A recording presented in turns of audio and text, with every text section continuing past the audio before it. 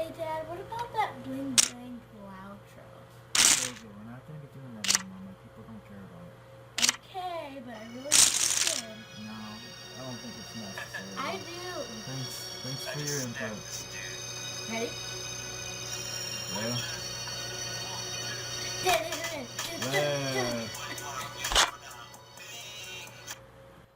Hey guys, it's Navonod and No Limit Hold. I'm going to be redoing this for like the 18th time. So I played this game, well these matches, this match, however you want to look at it, against a guy, JNorth. I told him I would go through and kind of do a leak buster for him. So I'm just going to go through and make comments like about how you shouldn't be open limping your buttons, because even players that think like, well, I don't want to fold my button, I'm getting a good price and I'm just going to try to limp in. If my opponent starts getting aggressive, I can balance by tossing in big hands like open limping pocket aces. That could be true, but it will almost never be true in the first open limp. So if you're gonna open limp, take that in mind. Be balanced with your open limping, but just really, I think my 2 cents here is it's just so much easier to not have to mess with balancing a limping range and then an open raising range and still open folding some hands. I think just picking a bet size, like min raising your buttons, is just fine. Especially 75 big blinds or less, which is going to be the case in these sit and goes. You get up to like 100 big blinds plus, then you can start using, 2.5, 3 times a big blind, or what have you. But just I would say, just one leak, one thing that probably isn't working to your advantage is the open limping from the button. So I would toss that. Another thing we just saw in this hand is the kind of little blocking bet. I noticed that this villain was donk betting, which, if you're not familiar, donk betting means to lead into the last street aggressor. And he was, especially, usually when we're talking about donk betting, we're talking about leading the flop out of position against or into the pre-flop raiser. And especially in low stakes and micro stakes, and especially heads up, your opponents are most likely going to be c-betting too frequently. They're going to have an exploitable c-bet percent, in that they're going to c-bet too often. So if your opponent's going to c-bet more often than he should, well, like, just for instance, if you knew for a fact that your opponent was going to c-bet the flop, then you'd literally have zero incentive to lead into him. Like, if you had a set, you would not want to lead into him because you'd want to check, let him bet, and then either raise or slow play your hand. If you have some kind of like second pair type hand, a mediocre strength hand, the only way you can get value in that case would be to check, induce a bluff, and pick it off. If you bet a middle strength hand into pre-flop raiser, you're probably not going to get called by anything worse. You're not going to get anything better to fold, and you run the risk of getting blown off your hand or getting raised by like a hand that's going to put you in a tough situation. That last spot where we saw the queen, I think it was queen 10, 8, or queen 9, 7, 2-tone, whatever that was. If you are going to have a donk betting range, those are the type of flops that you want to lead.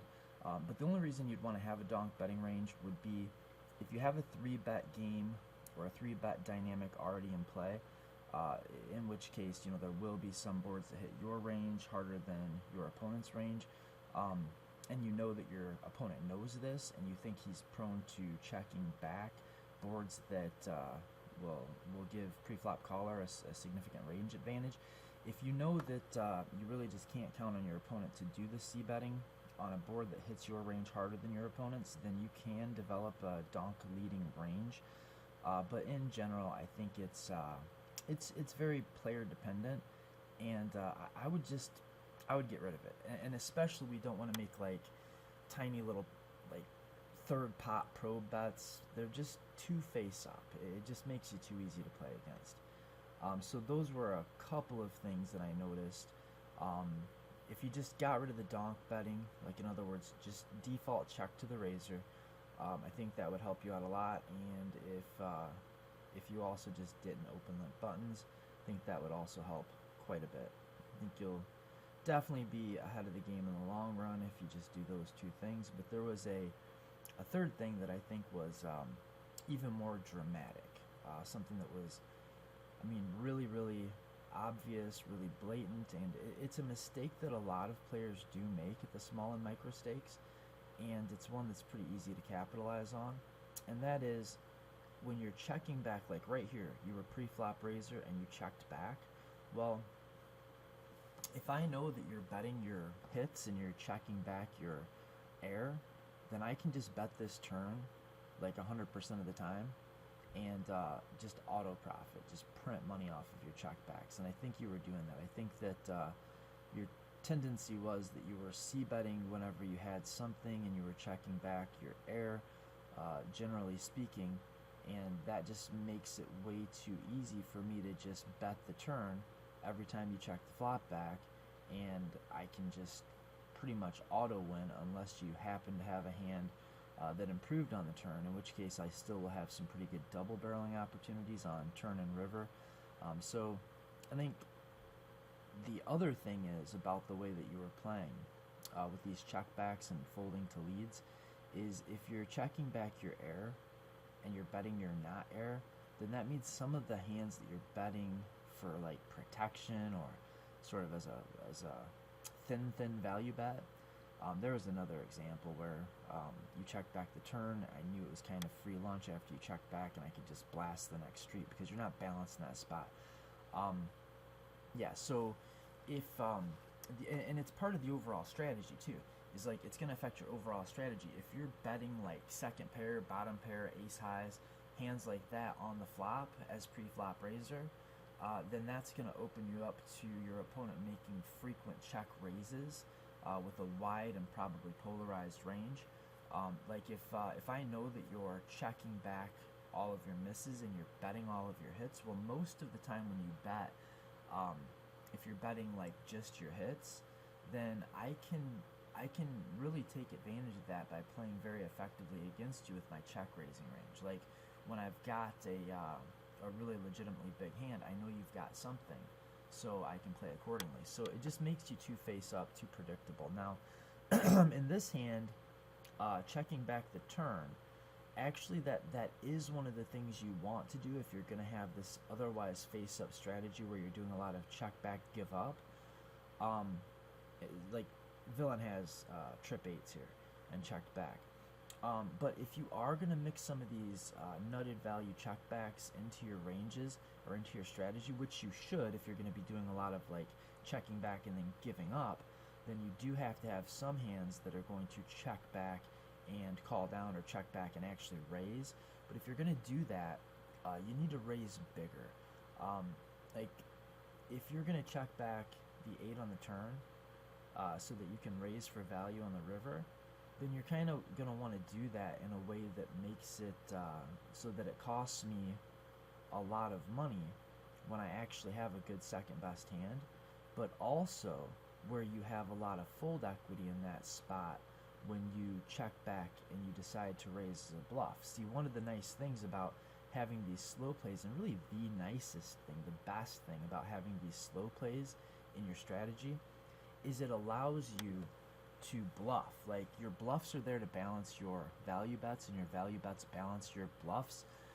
So the ability to show up with some nutted value hands after checking a street back is great, because one thing, you get more value, but the other thing is by having those slow plays as value hands in your check back range some of the time, it gives you kind of permission. It means that you should and really have to also check back and then have some bluffs in your range. Like if you can have trips in a spot like that, then you're allowed and really almost obligated to also have bluffs in your range. If you don't have any bluffs, then I can just always fold when you take that line.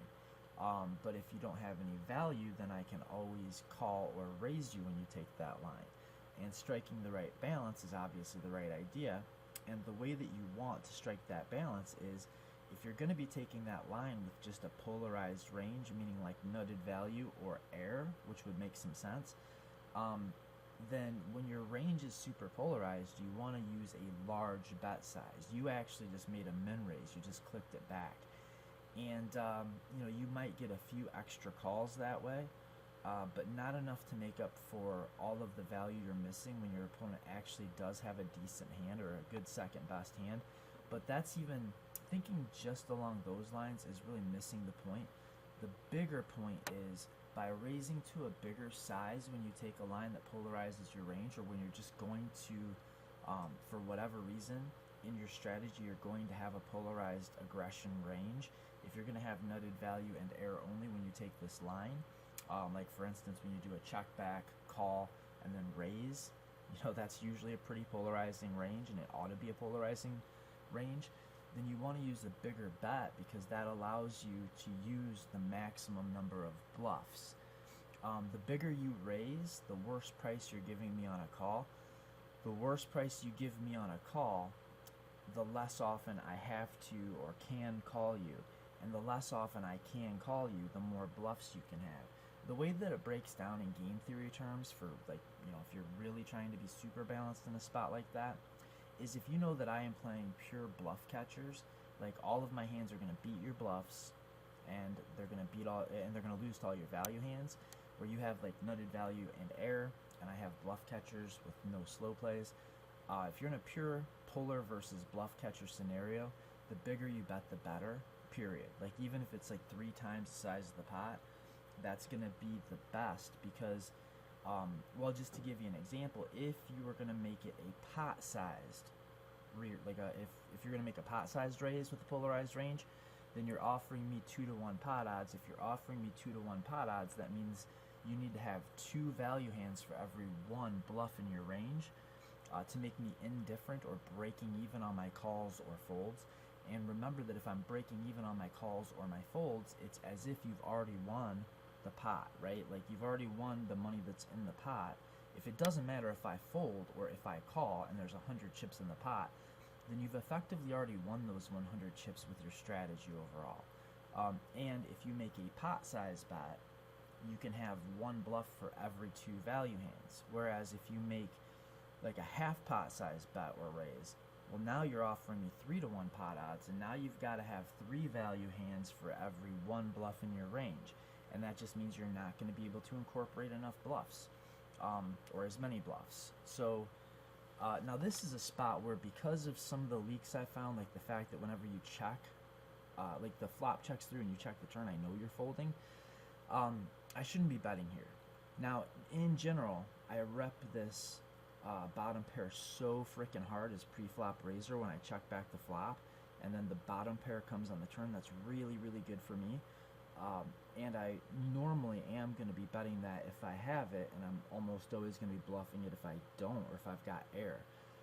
If I've got, something that I feel like doesn't have enough showdown value to just try to get the showdown, or it's got too much value. And in any case, I'm going to usually want to be raising or betting with that when the bottom pair comes in, or bottom card comes in on the turn, after I check back as pre-flop raiser, because I actually am going to want to check back as pre-flop raiser when I flop bottom pair. But in this case, when I know you're going to be giving up so often, I think I actually should have just checked that back, or made like a tiny, tiny little bet, something like that. This is a spot... this is another thing I wanted to say. I think that you might be a little bit too protection oriented with your betting. Like when you make this pot size bet here, I've got second pair.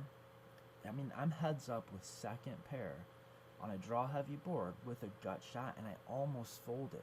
And here I am on the turn. The turn's a total brick, and I actually am able to make this fold and feel pretty comfortable about it, because I feel like you're sizing your value bets larger, and you're sizing your like blocking bets and your bluffs, and really your bets that really shouldn't even be bets. Like when you're betting like and that's the thing like that I think you're also doing wrong, is you're not being aggressive with the right parts of your range. Like you're betting hands that you're really probably unlikely to get better hands to fold. You're unlikely to get called by second best hands, but you're using a small sizing with those type hands, and you're using a big sizing when you feel pretty confident that you have the best hand. And I don't know if it's been clear up to this point in the video, I'm just doing the narration over top of this because I messed up the track on the first and second go-rounds. But trust me, Jay, trust me, and anybody else who's watching, trust me. In the overall scheme of things, I know this to be the case. If it hasn't showed up yet, I promise it is the case. This here is just an unfortunate spot for the guy on the button. I don't think there's much you can do here. This was a limped pot. It's pretty unlikely that you have a king and limped the button, but it's also pretty, well, it's less likely that you've got something like a flush draw or two pair. You're kind of capped because you just called the flop, and I would expect you to raise some of your flush draws, whereas I definitely am betting my flush draws. So when that turn card comes and it's a scare card to your range, it improves my range more than it improves your range, and it actually gives me an open-ended straight draw. That's just a slam dunk bet for me, and there's just not a whole lot you can do about it. Sometimes one player's range is just sufficiently strong enough or stronger enough to effectively capture the pot, kind of no matter what. So what else? Yeah, you're letting me get to showdown with my showdown value hands. So like when I'm checking back as pre-flop raiser, my default strategy, and I think a good default strategy at micro stakes and maybe even small stakes, is to c-bet your airs pre-flop raiser, c-bet your strong value hands as pre-flop raiser, and check your medium stuff back, like ace highs, bottom pairs. And you can do that and like get these hands to showdown and win an awful lot more than you should against a player who's trying to range you and take the appropriate steps to make sure that you're not able to, say, get your showdown value hands to showdown. But I feel like you are kind of letting me have my way. You are not applying enough pressure to my checkbacks. When I check back as pre-flop raiser, my range is capped. Like in this spot right here, I guarantee I'm going to check this back. I mean, you know, I could make a bluff here, but when I check back, my range is going to look pretty much like some kind of 4 or pocket pair or ace high without a heart. You know, it's pretty much my range. So you should be betting here and betting big, because you can still have a flush, I can't. You can still have flush draws, I can't. And you can still have queens, I can't. And you let me get to showdown with when you had a hand that had absolutely no equity. Like once I check back as pre-flop raiser, if you don't have any showdown value, if you don't have a hand that can check and call, then you just may as well bet. And especially with as much as we'd played at this point, you should have realized that you are going to be able to blow me off of my hand the vast majority of the time that I check back the flop, just like I know that I can blow you off your hand the vast majority of the time that you check back. Now the difference is I'm going to have some hands that can call at least once. In fact, most of my pre-flop raising flop check back range is planning on inducing bluffs and calling at least once on the turn. And then eventually, if you keep putting pressure on me, though, I'm going to fold. Like, if you bomb the turn against my first check back, or the first time you bomb the turn against my pre-flop raise and then check back on the flop, I'm either going to fold to an overbet on the turn, or if you just bomb the turn, like, for the pot, and then go another double barrel on the, like, another big, healthy bet on the river, I'm just not going to have enough hands that can call you down comfortably until I see you do this, and then I'm going to have to make an adjustment. I think you also overplayed this hand. I think I went into some detail about why I think you overplayed the hand. So read this. It's kind of probably a little bit more advanced, but basically you just had a hand that played so good as a check and call that there's just not much incentive for you to put it into a range like you did, where you're going to like try to get the money in. You had a pair and you had some draws. So if I'm drawing on that very wet board, your pair's already ahead and you can bluff catch effectively. If I actually have a big hand, you've got plenty of equity to outdraw me, but you don't want to blow up the pot against my big hands, and you don't want to stop me from bluffing if I'm bluffing.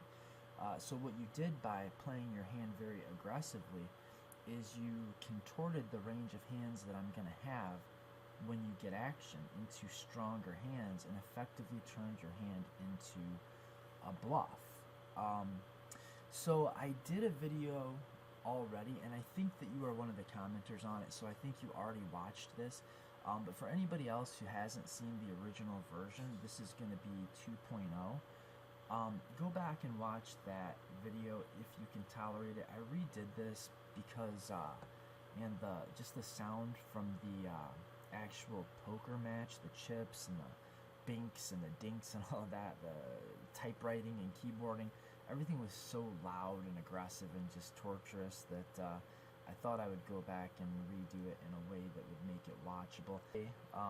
So until next time, good. It should help you to at least get your head around what I'm thinking about or what I'm trying to say. So until next time, Navonod on Northern Holding.